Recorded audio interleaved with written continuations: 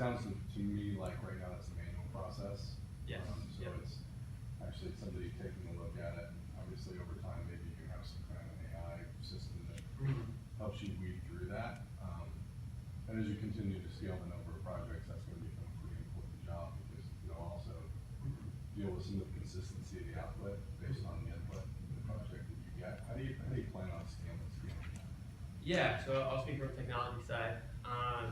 In the current system, again, we're using kind of like separate entities, Basecamp and PayPal, kind of managing all that individual stuff.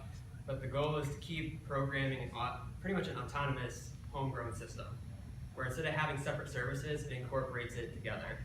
And in terms of automating, especially with the matchmaking, we have that sample project that a new student freelancer would do, and we would have automatic scores, and as a new project comes in, the best qualifying candidate is automatically pulled in for that project. But if you have any resources, we'd love to hear about it. I'm just wondering how you introduce new veterans into the system if you're rewarding the jobs that people have already done it well. Can you say that again? I'm just wondering, like, how do you introduce new veterans into the system if you're rewarding the jobs to the people that have already done them well? Yes. I think it's just like, how do you convert a manual situation? So one of the things we've been thinking about, and this is still something we're still developing, but we've been thinking about the idea of having account managers and Brainery chapters on each campus. A big feedback is definitely helping out small businesses in the current sense.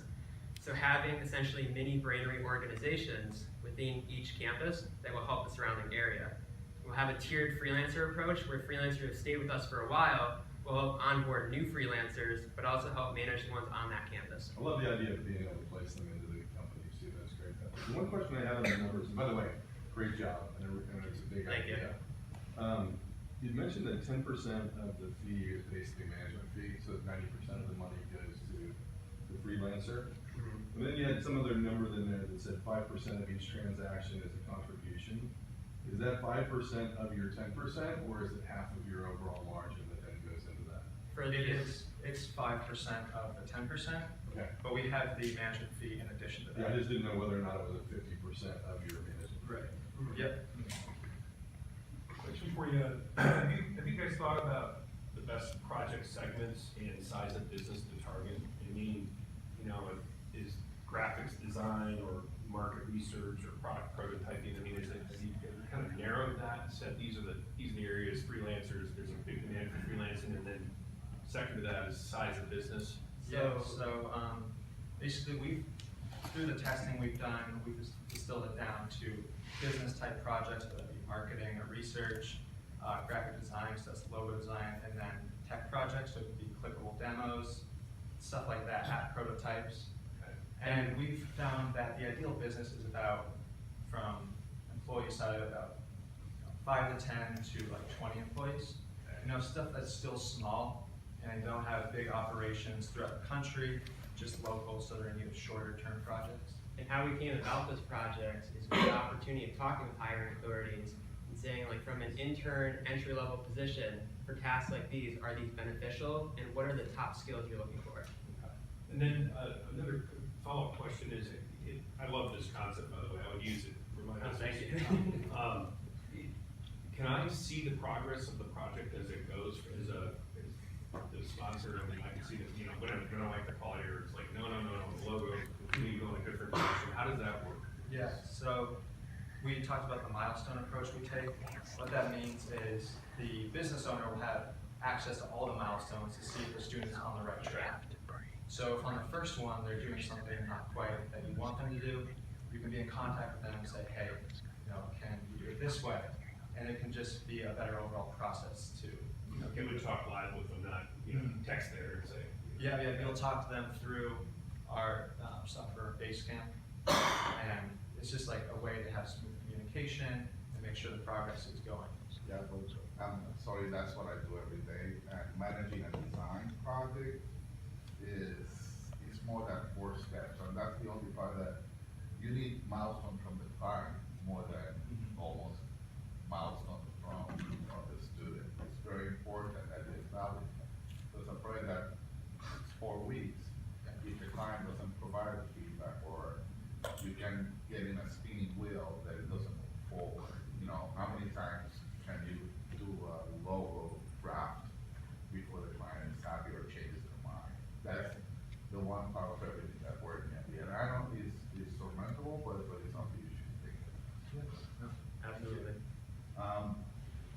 One other thing that caught my attention, sorry if No, I'm good, go ahead. was the skill certification. Yes. Many colleges are moving, thinking that as this portion of the economy is changing, these micro degrees, how are you joining with some college, or how are you providing that? Yeah, so the main outlets right now that we can afford is giving those student veterans free accounts to Udemy and Coursera, which do allow for a little bit of the micro degrees. I mean, even outside sources like Google for AdWords, you can do a certification through them, but you have to take a few tests. Yeah. And our whole point is to only offer ones that offer the accreditation to it, because there are a lot of courses on Udemy that don't. The main thing is giving them the ability to show a little extra on their resume. And another question that we get is, how can you fund that many if you're bringing in more freelancers? So we have qualifying veterans. For those veterans who have done 3 to 4 projects with us and have a 4-star rating, they're into the program, not just everyone.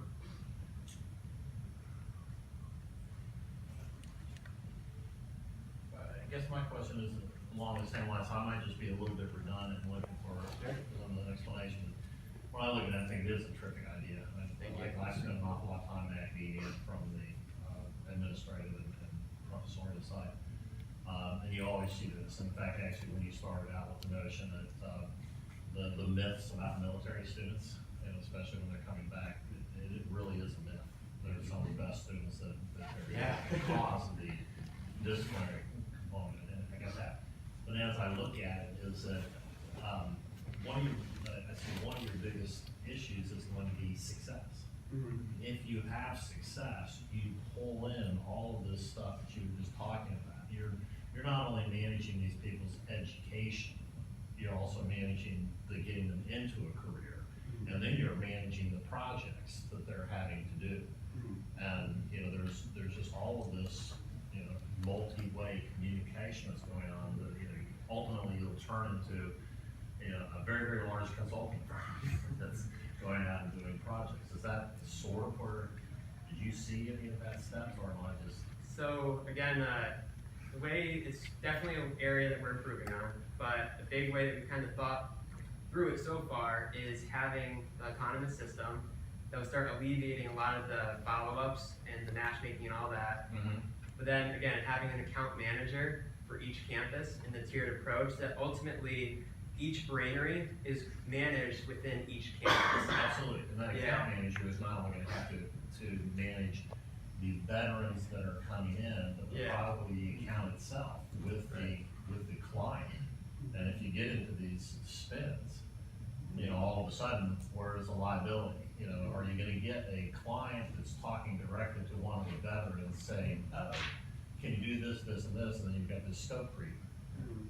How are you managing that? And so I'm not, please don't take this as negative. I actually think these are exactly the kinds of problems you need to have. Yeah. That really shows potential. Yeah. As a follow-up to that, so if I'm an employer and I find somebody that's really good, how are you guys gonna prevent me from just going and getting that student working on projects and cutting you out of the deal? So basically for all projects, say, we're gonna Evan, you'd know Evan from Quincy. You wouldn't know Evan Riggs from Quincy. So we keep it somewhat anonymous, so they can't go outside of the platform and contact them and say, hey, come work for me.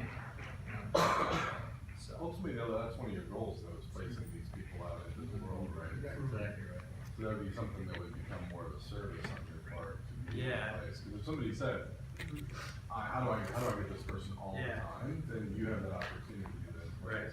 Which then is another incentive, I think, for the veteran to come back in and be a part of this program. It's really the transitionary phase is what you're looking So at. the anonymous thing that he was kind of talking about really helps year 1 because no one really knows about Brainery yet. Once we get traction in year 2, to your point, that's a huge opportunity. And the benefit of sticking with Brainery is that you can see the projects they did with Brainery before hiring them.